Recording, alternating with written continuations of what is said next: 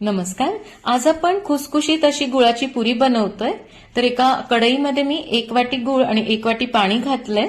तर गॅसवर ही कढई ठेवून आता गुळ मेल्ट करून घ्यायचा आहे. तर फक्त गुळ मेल्ट करायचा आहे, याचा पाक वगैरे बनवायचा नाही. एका परातीमध्ये मी आता 4 वाटी गव्हाचं पीठ घेतलंय, चिमूटभर मीठ घातलं आणि थोडीशी वेलची पूड आणि सुंठ पावडर घातली आहे. आता गरम केलेलं पाव कप तूप यामध्ये घालूया. 2 टेबलस्पून बारीक रवा घालायचा आहे.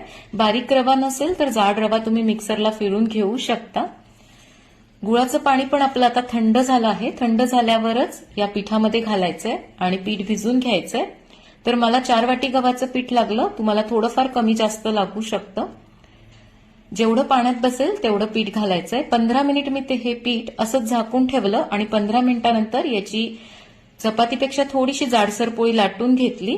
वाटीने असं गोल आकारात कट करून घेतलं आणि आता गरम तेलात या पुऱ्या तळून घ्यायच्या आहेत. मस्त खुसखुशीत पुऱ्या तयार झाल्या आहेत.